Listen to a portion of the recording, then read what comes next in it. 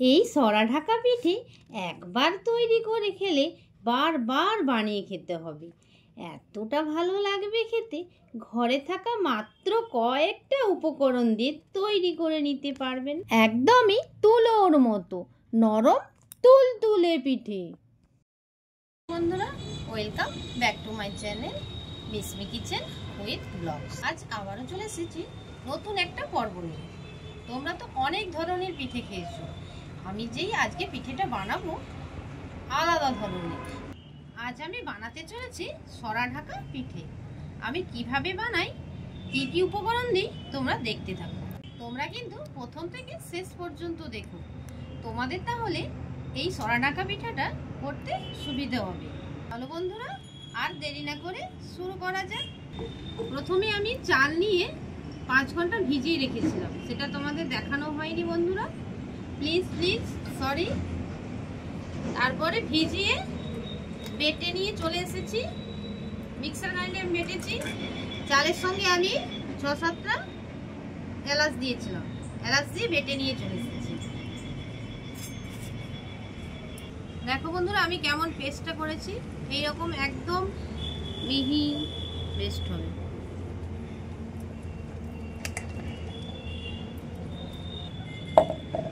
আমি চালের পেস্টটা ঢেলে নিয়েছি, এর মধ্যে দিয়ে দিচ্ছি লবণ।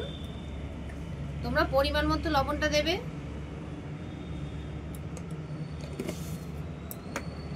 আর দিয়ে দিচ্ছি চিনি।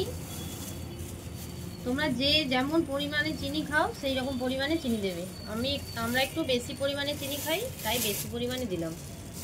এরপর নারকেলটা ফাটিয়ে কুড়ে নেব। এই পিঠেতে যদি নারকেল দেওয়া যায়, পিঠের স্বাদটাই আলাদা হয়ে যায়। দেখতে থাকো তোমরা।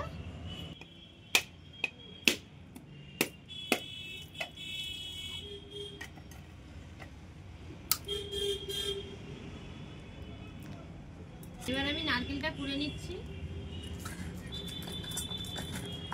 এই পিঠেটাই কিন্তু নারকেলটা দিলেই বেশি স্বাদ লাগে, তোমরা কিন্তু নারকেল দেওয়ার চেষ্টা করবে।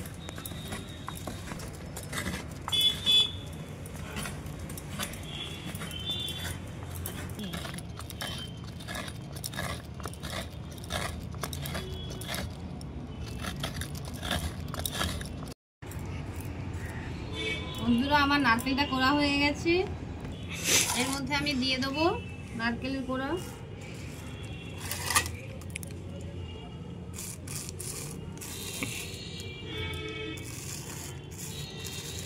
আমি পুরো গোটা নারকেলের কোড়াটাই দিয়ে দিয়েছি।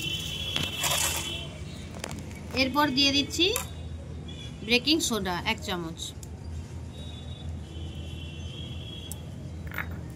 এরপর আমি এটা হাত দিয়ে মেখে নেব।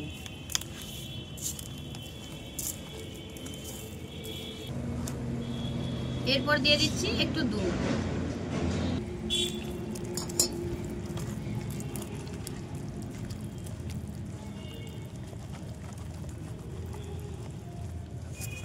আমি আর একটু দুধ দিয়ে দেবো।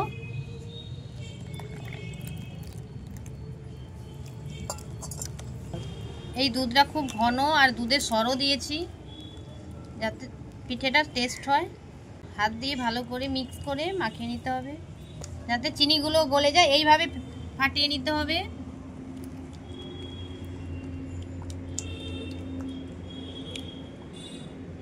এটা 10 মিনিটের জন্য চাপা দিয়ে রেখে দেবো। আর 5 মিনিট পর দেখা হচ্ছে রান্নাঘরে। এসেছি রান্নাঘরে। বন্ধুরা গ্যাস জ্বালিয়ে কড়াটা বসিয়ে নিয়েছি, গ্যাসটা জ্বালিয়ে দিচ্ছি, কড়া বসিয়ে এইদিকে রেডি করে নিচ্ছি। জল দিয়ে দিচ্ছি,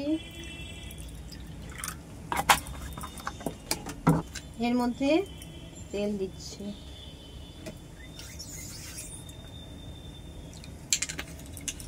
এই জল আর তেলটাই কড়াই দিয়ে দেবো। কড়া গরম হয়ে গেছে।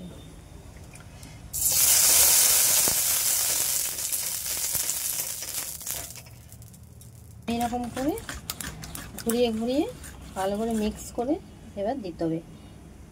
আমি 1 চামচ করে দিয়ে দেবো।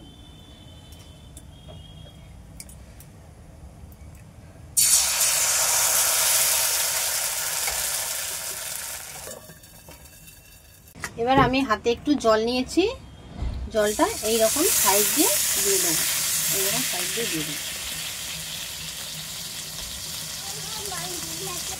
গ্যাসটা লো ফ্লেমে রাখতে হবে।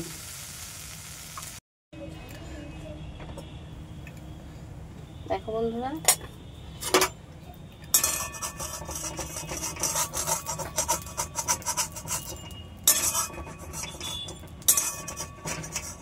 দেখো বন্ধুরা কেমন হয়েছে, পুরো ফুলে গেছে।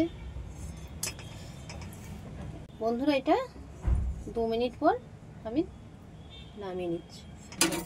বন্ধুরা একই প্রসেসে আবার আমি এখানে তেল জল দিয়ে এইরকম ভাবে যখনই দেবো একটু নাড়িয়ে নিতে হবে। আবার আমি ওখানে কড়াই দিয়ে দেবো, আবার আমি এটা ঢাকা দিয়ে দেবো। তাই এই পিঠেটার নাম সরা ঢাকা, কিন্তু আমি সরাতে করছি না, আমার যেহেতু সরা নেই আমি অ্যালুমিনিয়ামের কড়াতে বানাচ্ছি। বন্ধুরা আবারও একই প্রসেসে আমি সেইভাবে একটু জল ছড়িয়ে দেবো সাইডে সাইডে, ওইভাবে প্রত্যেকটা আমি করে নেব। সাইডে জল দেওয়ার কারণ হচ্ছে পিঠেটা ভালোভাবে সেদ্ধ হবে, যেহেতু এর মধ্যে কোনো বেশি পরিমাণে তেল দিইনি, তাই জল দিয়ে এটা হালকা আঁচে ভাপিয়ে নিতে হবে। দেখো বন্ধুরা কেমন ফুলে গেছে, দেখো কেমন উঠে যাচ্ছে, কোনো বেশি চাপ দিতে হচ্ছে না, এই হালকাভাবে উঠে যাচ্ছে। দেখো কেমন উঠে গেছে। এই রকম ভাবে এক এক করে আমি করে নেব। দেখো বন্ধুরা আমার কতগুলো হয়ে গেছে। বন্ধুরা আমার সবগুলো পিঠে রেডি হয়ে গেছে, তো একটা প্লেটের মধ্যে সাজিয়ে নিয়েছি। দেখুন দেখতে কতটা লোভনীয় লাগছে। আর এই সরা ঢাকা পিঠে একটা খেলেই মন তো ভরবেই না, মুখে দেওয়ার সাথে সাথেই মিলিয়ে যাবে, খেতে ভীষণ ভালো লাগে। বাড়িতে থাকা মাত্র কিছু উপকরণ দিয়ে বানিয়ে নিন এই সরা ঢাকা পিঠে। তো তোমাদেরকে একটা কেটে দেখাতে তোমরা বুঝতেই পারছো কতটা নরম তুলতুলে হয়েছে। সত্যি এর নাম যে দেয়া হয়েছে সরা ঢাকা পিঠে, দেখতে কিন্তু পুরো সরার মতো। দেখো বন্ধুরা পুরো সরা না?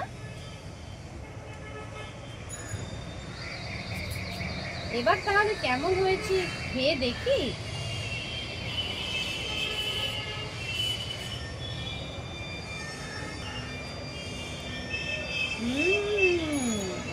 মিসমিকি তেলের এক কথাই বলতে পারি সেরা।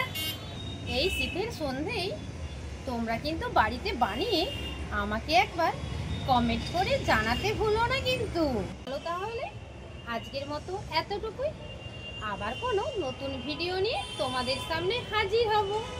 আর হ্যাঁ, আজকের ভিডিওটা তোমাদের যদি ভালো লেগে থাকে লাইক কমেন্ট শেয়ার আর সাবস্ক্রাইব করে বেল আইকনটা টুং করে বাজিয়ে আমার পাশে থাকা অনুরোধ রইল। তো বাই বাই বন্ধুরা।